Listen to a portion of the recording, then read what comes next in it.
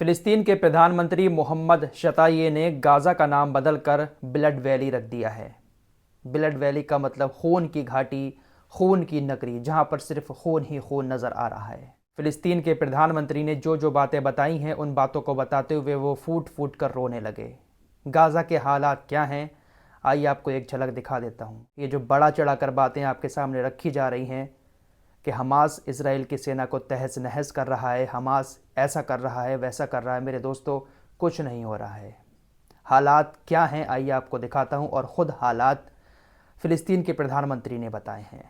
जो हकीकत है वो हम लोगों को एक्सेप्ट करनी पड़ेगी, क्योंकि जब तक लोगों को असली हकीकत पता नहीं चलेगी, दिल से दुआ शायद नहीं निकलेगी। झूठी तसल्लियों से बेहतर है कि हमें सच को एक्सेप्ट करना चाहिए। प्रधानमंत्री ने कहा, गाज़ा के अंदर अब तक तकरीबन 10,000 से ज़्यादा लोगों को दफना दिया गया है, जिसमें से 4880 बच्चे हैं। दोस्तों, ये 10,000 लोग सिर्फ दफनाए गए हैं। मौत का आंकड़ा तकरीबन 15 से 20,000 के बीच में है। कई रिपोर्ट्स में ये दावा किया गया है कि ये जो संख्या बताई जा रही है 10,000 लोगों की, ये सिर्फ वो लोग हैं जिनको दफनाया गया है। बाकी बहुत सारे ऐसे लोग हैं जो अभी भी मलबे के नीचे दबे हुए हैं, क्योंकि लगातार जब हमले में हर घंटे 10 से 12 बिल्डिंगें बड़ी बड़ी गिर रही हैं, तो मलबा हटाने के लिए भी टाइम चाहिए ना। और डीजल वगैरह वहाँ पर है नहीं, तो कोई मशीनें भी काम नहीं कर पा रही हैं, तो लोग अपने आप ही हाथों से मलबे को हटा रहे हैं और जैसे तैसे मलबे को हटाकर लाशों को निकाल रहे हैं। हालात इतने ज़्यादा ख़राब हो चुके हैं, प्रधानमंत्री ने कहा फ़िलिस्तीन के, कि अब शवों को दफनाने के लिए जगह ही नहीं है। गाज़ा में लाशों को दफनाने के लिए जगह बची ही नहीं है, इसलिए जो अब मर रहे हैं उनको आइसक्रीम वैन में रखा जा रहा है। 10 लाख से ज़्यादा लोग विस्थापित हो चुके हैं, हर तरफ खून ही खून फैला हुआ है, इसलिए उन्होंने गाज़ा का नाम बदलकर ब्लड वैली रख दिया। गाज़ा के अंदर रिपोर्टिंग करते हुए इंटरनेशनल मीडिया के इजराइल के हमलों में तकरीबन 36 रिपोर्टर भी मारे गए हैं। हम लोग गाज़ा के हालातों को महसूस भी नहीं कर सकते। दोस्तों, ऐसी ऐसी वीडियो आती हैं सोशल मीडिया के ज़रिए जो यूट्यूब पर दिखाना अलाउड नहीं है। वैसे ही इतनी सारी वीडियोज़, कोई एज रिस्ट्रिक्टेड हो रही है, कोई डिलीट हो रही है।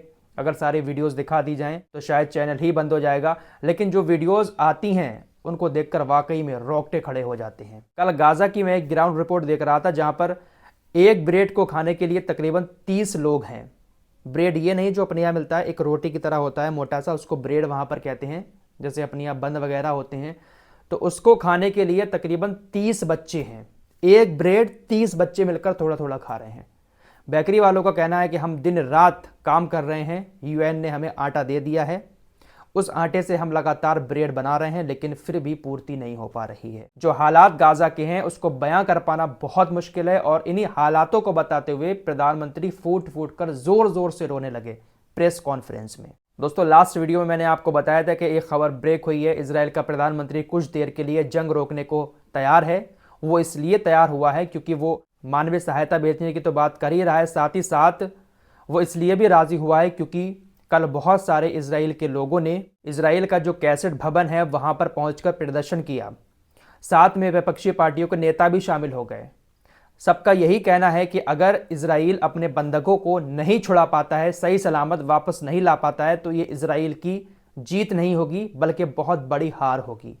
भले ही इजराइल हमास को ख़त्म कर दे, लेकिन अगर बंधक वापस नहीं आ पाए तो इजराइल की बहुत बड़ी हार है। तो शायद हो सकता है कि इजराइल का प्रधानमंत्री इसीलिए थोड़ा सा नीचे पड़ रहा हो कि सीज़ फायर का ऐलान हो और कोई बात बन जाए कि बंधक वापस आ जाए, क्योंकि प्रेशर बहुत ज़्यादा पड़ रहा है इजराइल के अंदर इसके ऊपर।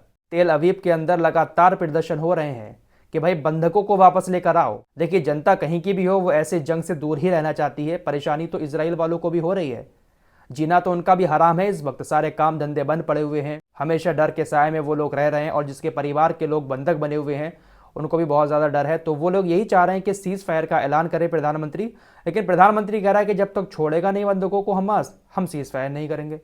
हमास कह रहा है कि भाई मैं क्यों छोड़ूं।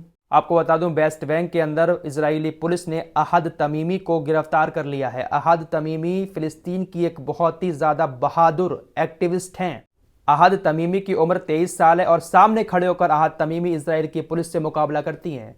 16 साल की उम्र थी जब इनकी, उस वक्त भी ये इजराइल की पुलिस से भिड़ जाती थी, और तब से ये अब तक सबसे बहादुर एक्टिविस्ट फिलिस्तीन की मानी जाती हैं। इजराइल की पुलिस सुरक्षा के नाम पर जो वहाँ पर अक्सर पंगे करती रहती है, तो कई बार ऐसी वीडियोस आई हैं जहां पर अहाद तमीमी ने इजराइल की पुलिस के थप्पड़ भी लगाए हैं और लातें भी मारी हैं।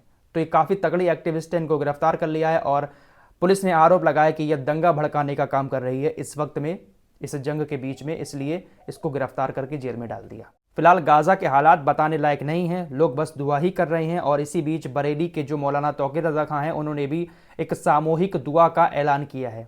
सामूहिक दुआ मतलब बहुत सारे लोग इकट्ठे होंगे और एक साथ गाज़ा में मारे गए लोगों के लिए दुआ करेंगे। मौलाना तौक़ीर रज़ा ने कहा कि 17 नवंबर को इस्लामिया ग्राउंड में जुमे की नमाज होगी और नमाज के बाद फ़िलिस्तीन के मारे गए लोगों के लिए सामूहिक दुआ होगी। दुनिया भर में गाज़ा के लोगों के लिए दुआएं हो रही हैं, प्रोटेस्ट हो रहे हैं, लेकिन इजराइल अभी भी अपनी ज़िद पर अड़ा हुआ है, बंधकों को छुड़ाना है उसको। फिलहाल इस रिपोर्ट में इतना ही। लेटेस्ट अपडेट के लिए चैनल को सब्सक्राइब कर सकते हैं।